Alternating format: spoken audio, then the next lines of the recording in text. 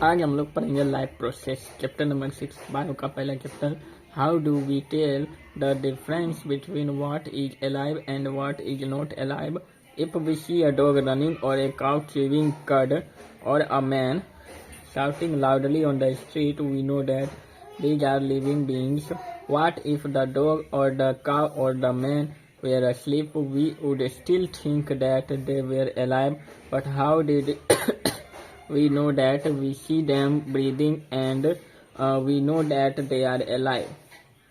What about plants? How do we know that they are alive? We see them green. Some of us will say, but what about plants that have leaves of colorful other than green?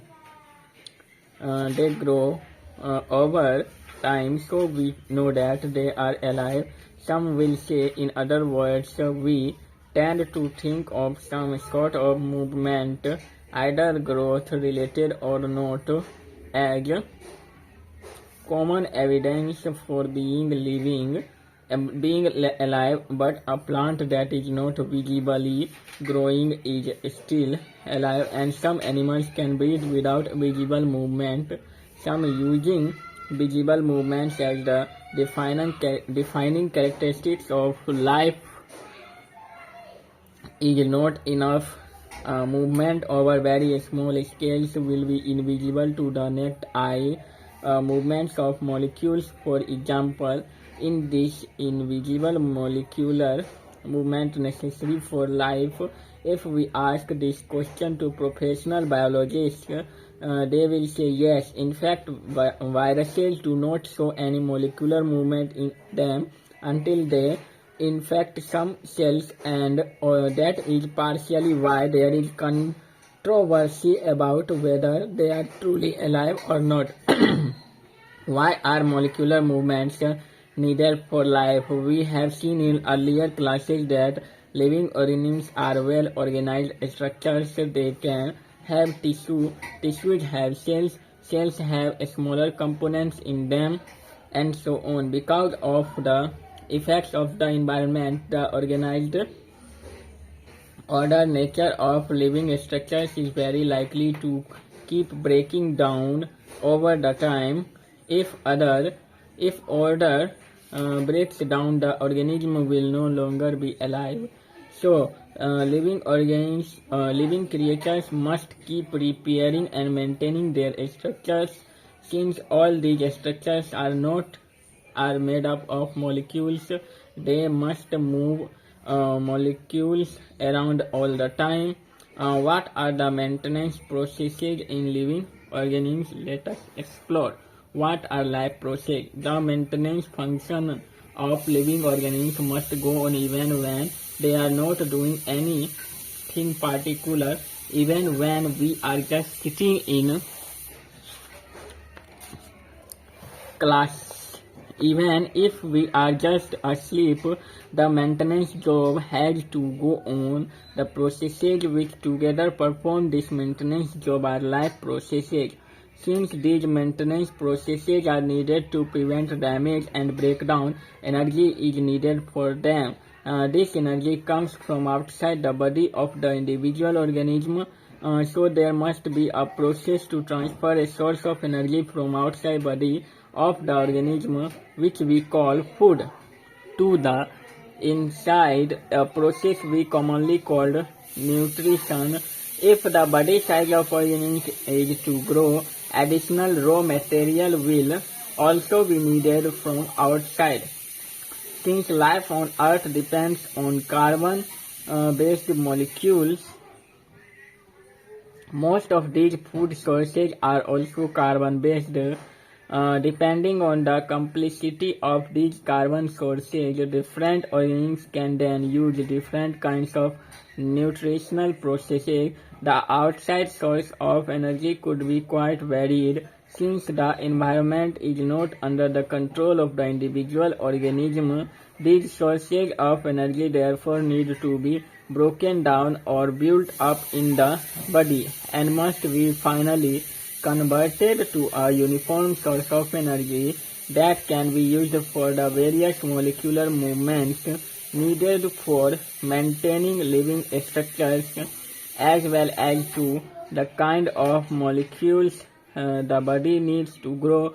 For this, a series of chemical reactions in the body are necessary. Oxidizing reducing agents are some of the most common chemical means to break down molecules. For this, many organisms use oxygen sourced from outside the body. The process of acquiring oxygen from outside the body and to use it in the process of breakdown of food source for cellular needs is what we call respiration. In the case of a single-celled organism, no specific organs for taking in food, exchange of gases or removal of waste may be needed because the entire surface of the organism is in contact with the environment. But what happens when the body size of the organism increases and the body design becomes more complex? In multicellular organisms, all the cells may not be in the direct contact with the surrounding environment. The simple diffusion will not meet the requirement of all the cells. We have seen previously how in multicellular organisms various body parts have specialized in the functions they perform.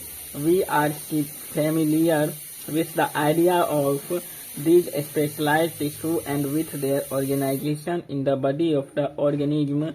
It is therefore not surprising that the uptake of food and of oxygen will also be the function of specialized tissues.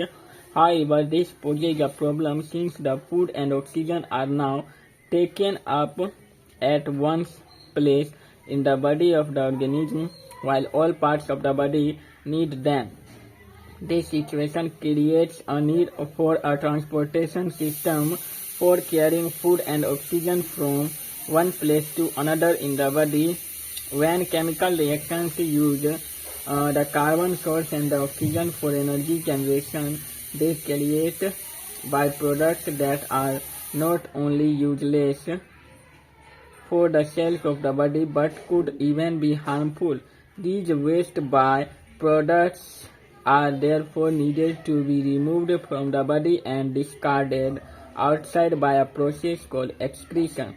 Again, if the basic rules for body design in multicellular organisms are followed, a specialized tissue for excretion will be developed, which means that the transportation system will need to transfer waste away from the cells to this excretory tissue. Let us consider these various processes so essential to maintain life one by one.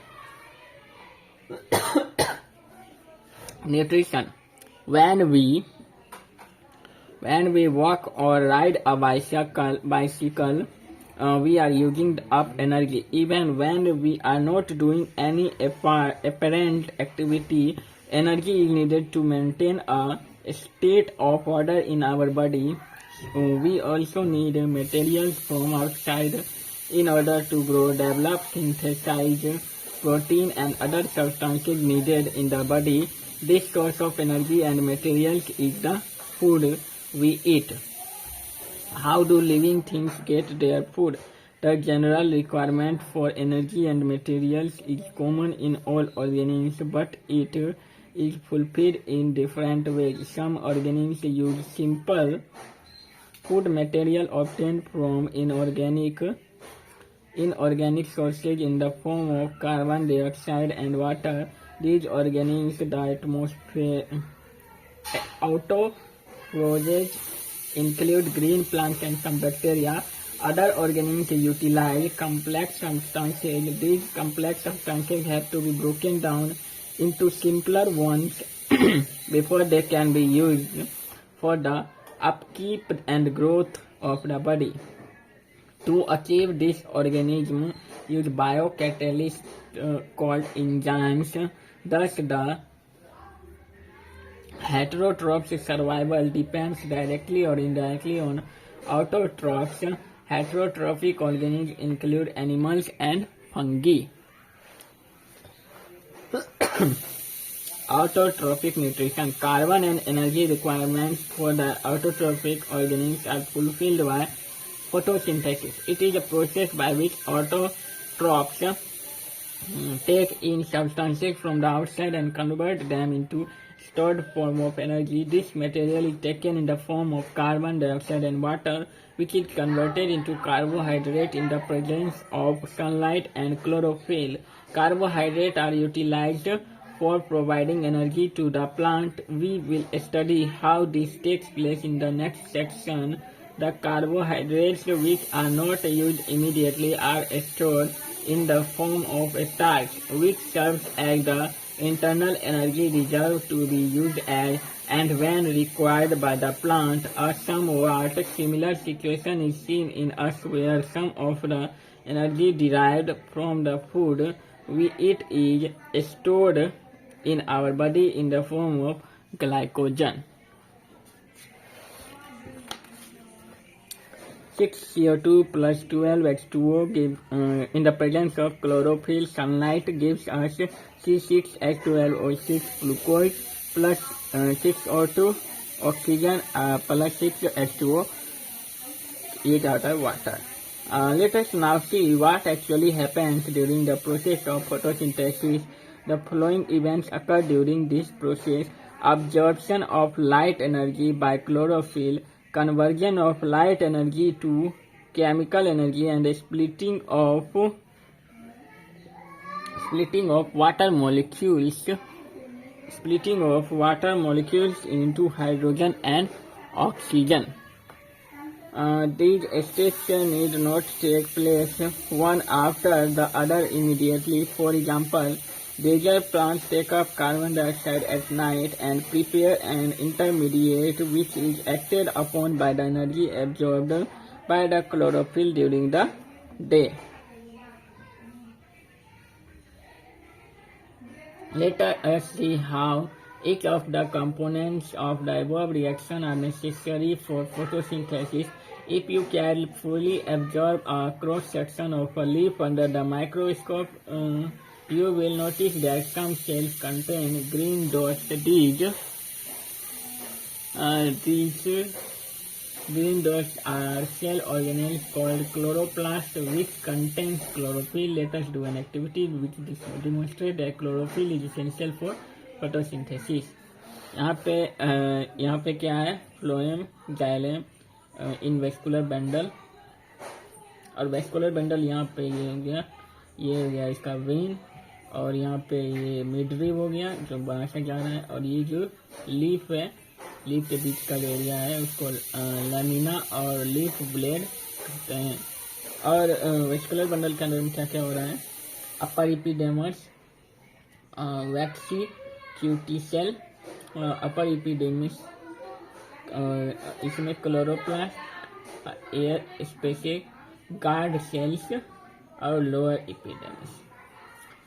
Activity करने के लिए क्या करना है, take a potted plant with variegated leaves, for example money plant or crotons. Keep the plant in a dark room for 3 days so that all the starch gets used up. Now keep the plant in sunlight for about 6 hours. Pluck a leaf from the plant, mark the green areas in it and trace them on a sheet of paper. Dip the leaf of boiling water for a few minutes. After this, immerse it in a beaker containing alcohol. Carefully place the above beaker in a water bath and heat till the alcohol begins to boil. What happens to the color of the leaf? What is the color of the solution?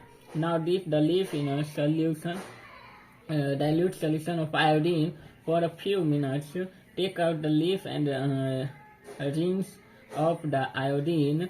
Observe the color of the leaf and compare this with the tracing of the leaf done in the beginning. What can you conclude about the presence of starch in various areas of the leaf? Variegated leaf before and after a starch test. Blue black होता है after a starch test. Now let us study how the plant obtain carbon dioxide. In class 6 we had talked about stomata which are tiny pores present on the surface of the leaves. Massive amount of gaseous exchange takes place in